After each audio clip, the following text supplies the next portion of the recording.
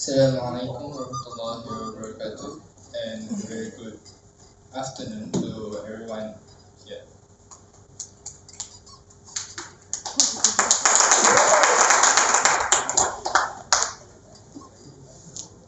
Today, me, Muhammad Jasir Razul and Sister Aisha will be presenting about communal living in uni life. I'll pass the mic to Sister Aisha.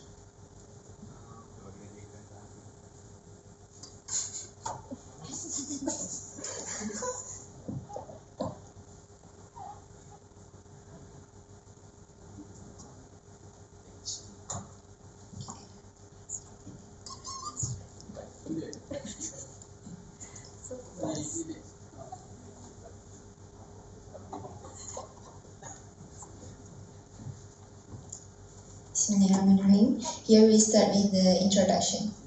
The definition of communal living refers to a situation where a group of people live together, sharing space, land, and other amenities. For example, just now, you are living with friends in Mahallah, right? So you are living in a community, either staying hostel, rented house, as long as you share place to live. That is called communal living. Next. This is an example you can see around IIUM. They are together in the library, playing kayak, and so on. Next, we go to the advantages of communal living. First, as you can see, communal living will decrease loneliness and depression. Living alone can be very lonely for many people, but with communal living, you are surrounded by other people.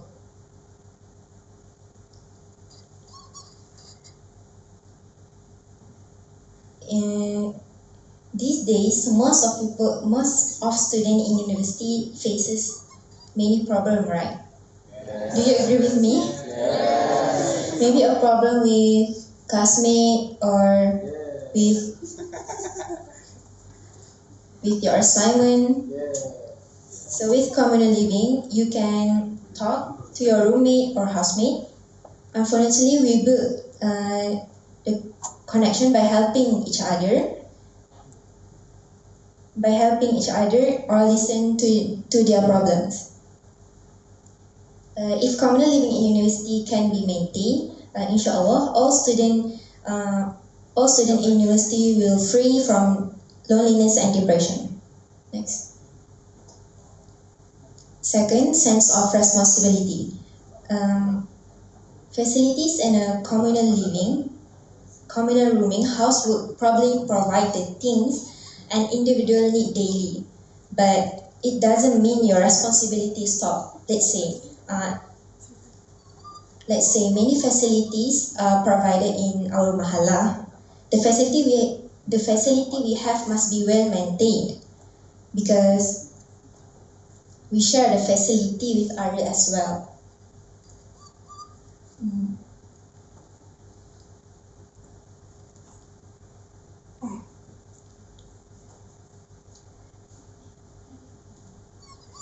That's why we have to be responsible by not vandalizing other things. Therefore, the next student who will stay in that mahallah or in that room can get the same benefit as us.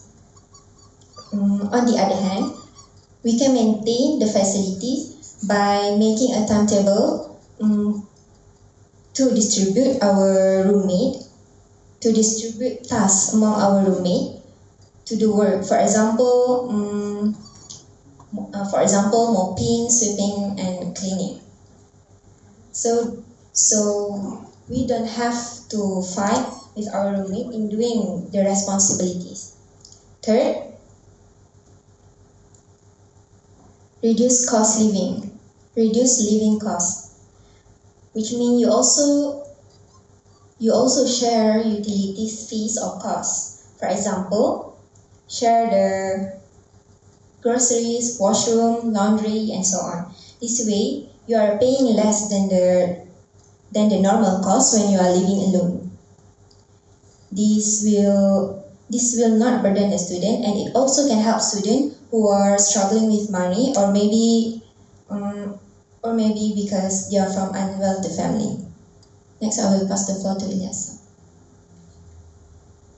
Thank you, Sister Aisha.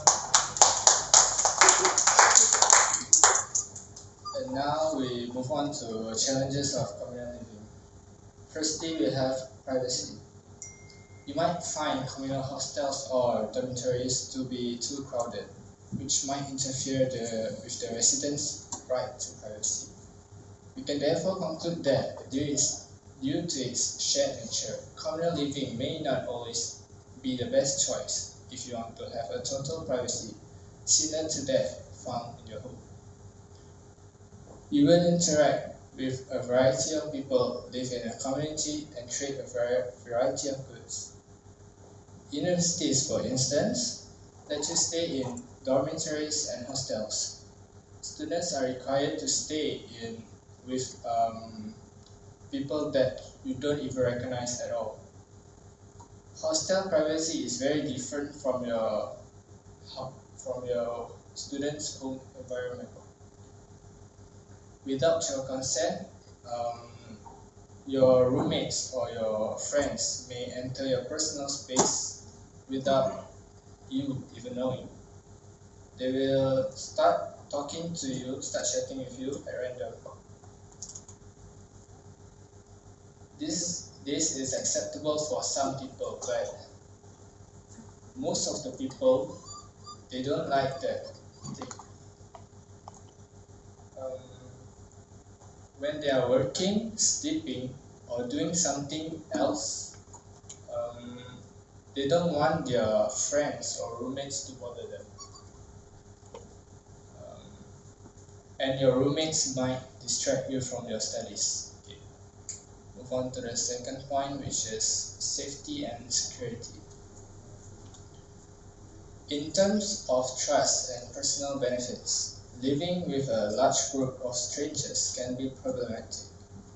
Recognize their familiarity with neighborhood, popularity, and dependability by learning more about them while you're living with them. Students must secure their own possessions to ensure their safety and security. This is due to lack of security in universities, dormitories, and hostels. Your items, such as money, personal belongings like laptops, gadgets, phones, and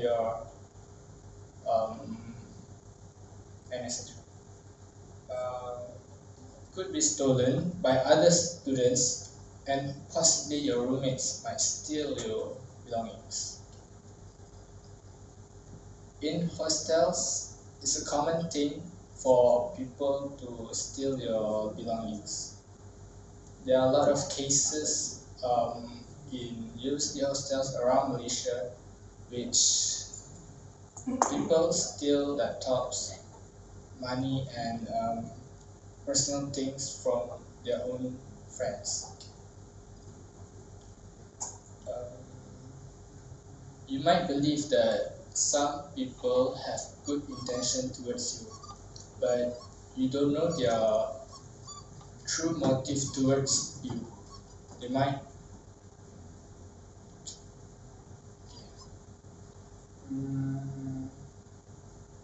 staying safe is a must. It will get worse if you don't. Okay. Moving on to the last point of challenges.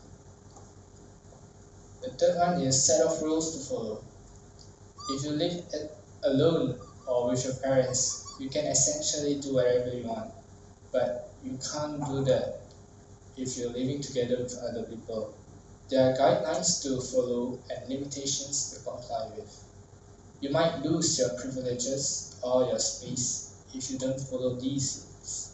There are rules whether you like them or not, and some communal living spaces are stricter than others. As I just said from the slide you just saw, if you don't follow the rules, you don't get the privileges from the dormitories in universities. Okay. When you live in shared space, there are rules that you should obey. For instance, each university's residence has its own rules, which are established by warden. If you don't, you will get in trouble. The next one is solutions. The first one is respecting each other's differences. This involves recognizing that what is considered acceptable by one person may not be regarded in the same way by another.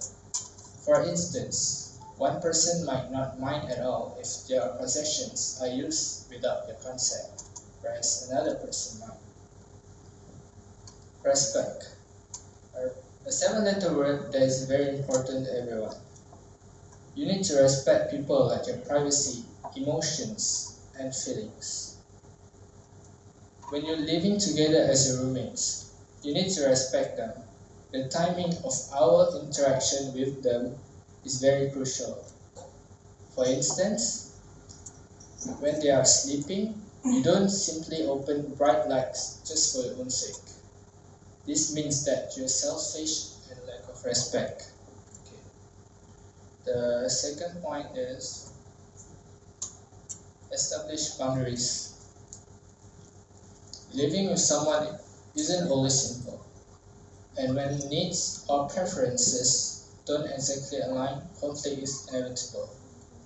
Whether you and your roommates are close friends or just roommates, dealing with roommate conflict can be extremely stressful and negatively impact your relationship, mood, and capacity to unwind and relax.